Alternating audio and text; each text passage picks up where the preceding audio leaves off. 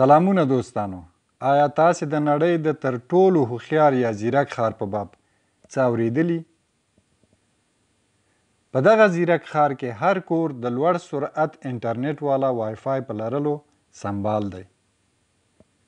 د ښار تر نیمایي زیات وګړي د عالي کیفیت لرونکي دوه سمارټ فونونه لري. سړکونو باندې اتومات او بې ډریوره موټر او بسونه ګرځي. ټول موټر پر نیویګیشن سیستم سمبال او هره ثانیه د ښار د ټولو سړکونو له حالته خبریږي. دلته څوک رابندان یا د ډیرو موټرو له وجې د سړکونو بندېدل نه پیژني، سره له دې چې په دې ښار کې تقریبا 6 میلیونه وګړي اوسیږي. پر ټولو سړکونو او د برېښنا پر ستنو باندې د هوا د ککړتیا معلومولو ماشینونه نصب دي چې یو خاص ځیرک سیستم یې اداره کوي. همدا چې دغه ککړتیا تر معمولي حد پورته شي، معنا یې دا ده چې پر دغه ځانګړي سړک د موټرو شمیر زیات شوی دی. دې سره سمدستي یاد سیستم د نیویګیشن د لارې په نږدې سړکونو باندې موجودو موټرو او ډریورانو ته پیغام ورکوي چې د وړاندې تګ لپاره بل سړک انتخاب کړي. دې سره هم د هوا د ککړتیا مخه نیول کیږي، هم په ځانګړو سړکونو د موټرو شمیر راکم او د سړک د احتمالي بندېدلو مخنیوی کیږي. څنګه چې په دې هیواد کې خپلې د څښاک اوبه نشته او له بهر نه راوړل کیږي، نو حکومت هڅه کوي چې د اوبو د هر ډول ضایع کېدلو مخه ونیسي. دې کار لپاره د اوبو مصرفولو سنسر سیستم جوړ شوی. تاسې د نل لاندې لاسونه نیسئ یا د لمبا لپاره تر شاور لاندې درېږئ او اوبه په اتومات ډول په خپله چالانیږي. تاسې له اوبو لرې کیږئ او هغه سمدستي په خپله بندیږي. همدا ډول د ټولو کورونو د اوبو بهیر د یو خاص ځیرک سیستم لخوا څارل کیږي. که چیرته کوم ځای کې تخنیکي ستونزه پیدا شي، دغه ځیرک سیستم په ثانیو کې مسؤلو نږدې کسانو ته احوال ورکوي او هغوی په کمترین وخت کې دغه ستونزه هواروي. بله جالبه خبره هغه تصفیه کوونکی سیستم دی چې د مصرف شوو اوبو لپاره لګېدلی دی. دې ښار کې استعمال شوي اوبه بیرته تصفیه کیږي او تر ممکنه حده بیا د هغوی څخه استفاده کیږي. پر کورونو او ټولو نورو ودانیو په ټولو ممکنو ځایونو کې لمریزې شیشې لګول شوي دي چې برېښنا تولیدوي. د ښار او وګړو د لګښت په سپما کې مرسته کوي. د کمې برېښنا مصرفونکي څراغونه، هر کور لپاره د لوړ سرعت لرونکی وای فای، د اور لګېدنې د مخنیوي او اور وژنې فعال سیستمونه او په ټولو موټرو کې د نیویګیشن سیستم شتوالی، الکترونیکي حکومتولي او داسې نورې ډیر شمیر اسانتیاوې نور نو یو خیال او خوب نه بلکې یو واقعیت دی. او دا واقعیتونه د سنګاپور ښار په باب دي. هغه ښار چې څو کاله په پرله پسې ډول د نړۍ د تر ټولو زیات ځیرک ښار مقام ګټي. دا همغه سنګاپور دی چې د نن څخه یوازې 50 کاله مخکې د مالیزیا څخه خپله ازادي ترلاسه کړه. دغه ښار چې ټول ټال 225 کیلومتر مربع پراخوالی او نږدې 6 میلیونه نفوس لري، نیمه پیړۍ وړاندې د نړۍ یو له ډیرو بېوزلو سیمو څخه شمیرل کېده چې حتی د څښلو لپاره یې خپلې اوبه هم نه درلودې. خو نن یې سړي سر کلنی عاید یا ګټه تر $100,000 هم پورته دی. د دې ښار 3% خلک یعنی 150,000 کسان میلیونران دي. نن ورځ سنګاپور د اسیا یو بډای اقتصادي مرکز دی. هغه په نړۍ کې پر خپلو پاکو سړکونو او پر خپلو اتباعو د قانون د تطبیق کولو په برخه کې نړیوال شهرت لري.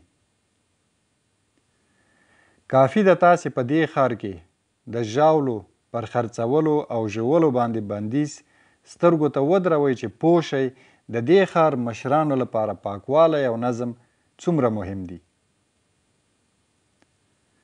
دې هیواد کې ټول اداري کارونه په بشپړ اتومات ډول ترسره کیږي.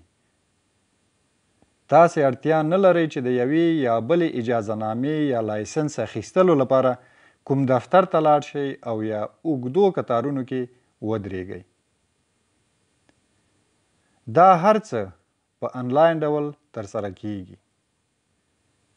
که وغواړئ تجارت شروع کړئ نو تاسې کولی شئ په 10 دقیقو کې د سوداګرۍ جواز ترلاسه کړئ. که تاسې غواړئ په ښار کې خپل موټر چیرته پارک کړئ نو مجبور نه یاست کوڅه په کوڅه د پارکینګ پسې وګرځئ.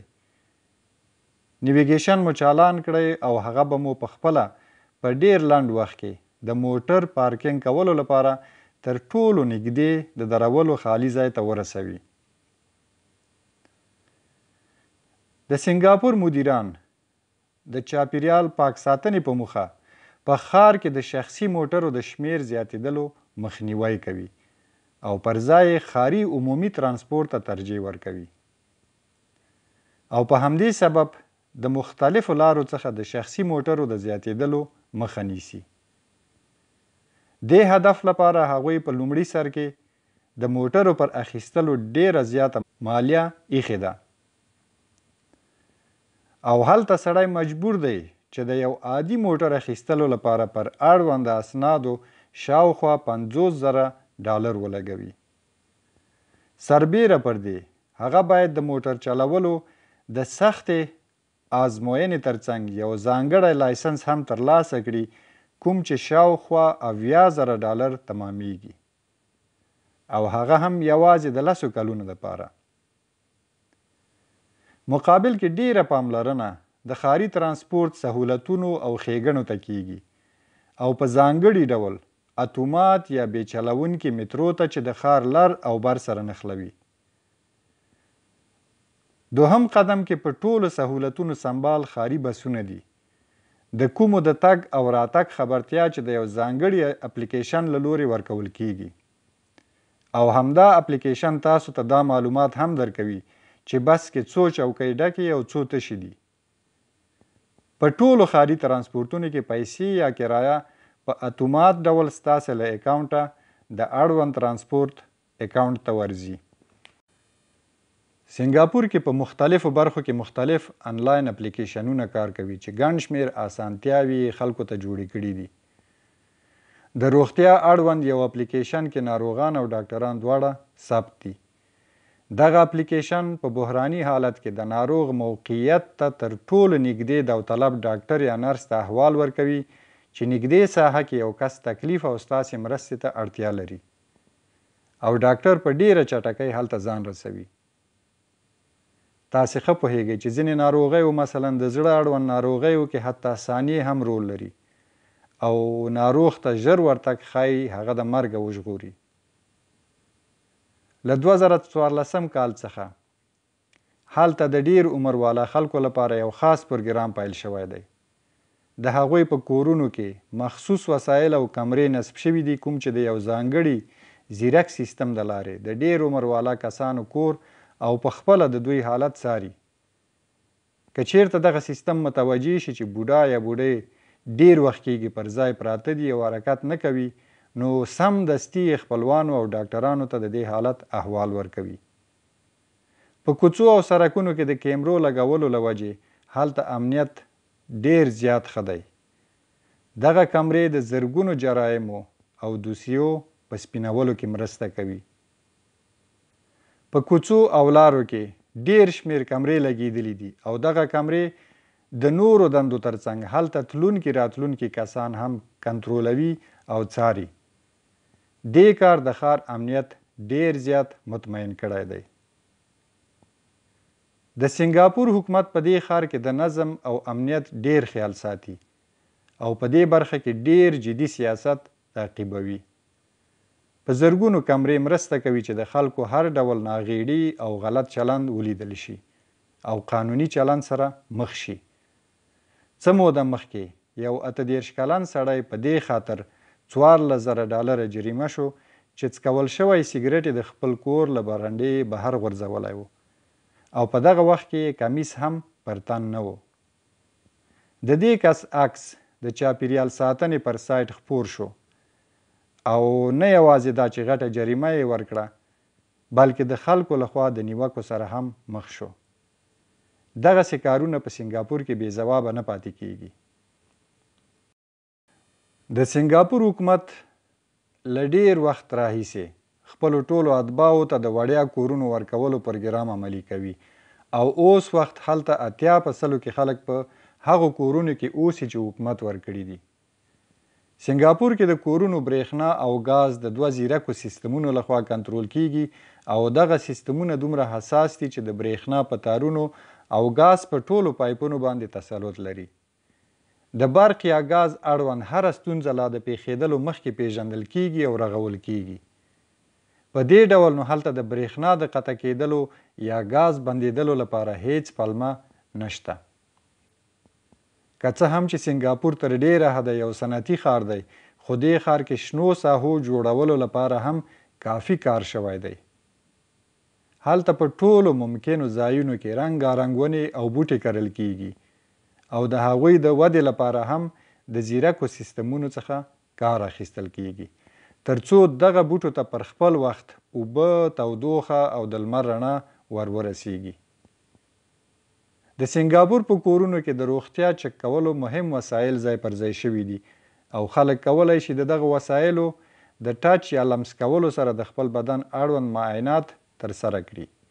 دغه معاینات او معلومات مستقیما اړوند روغتونونو ته رسیږي او ډاکټران د هغوی د نتایجو لیدلو وروسته ناروغانو ته لازمې مشورې ورکوي او که لازمه وي د درملنې لپاره یې کورونو ته ورځي. دغه روغتیایي سیستم د سنګاپور د روغتیا وزارت لخوا جوړ شوی دی او د خلکو د روغتیا په ساتنه کې ډیر مهم رول لوبولی.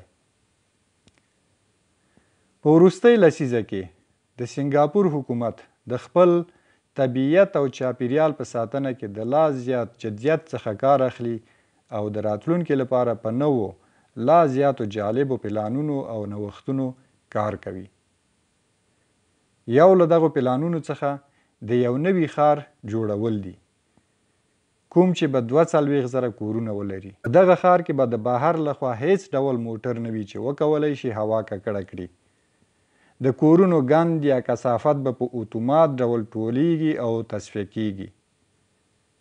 د ښار سړکونه به یوازې د بایسکلونو او ترڅنګ به یې پیاده تلونکو لپاره وي. حکومت غواړي په دې ډول فضا ته د هایدروجن او نورو مضرو ګازونو د ورتګ مخه ونیسي. انجینران، مهندسین، برقیان او نور متخصصین مجبور دي پر داسې طرحو کار وکړي چې جوړښتونه یې طبیعت ته هیڅ ډول زیان ونه رسوي. له دې جملې به ټول سړکونه، پارکینګونه، سټیشنونه، د ګاز پایپونه او داسې نور د ځمکې لاندې جوړیږي تر څو د ښار فضا کاملا پاکه پاتې شي.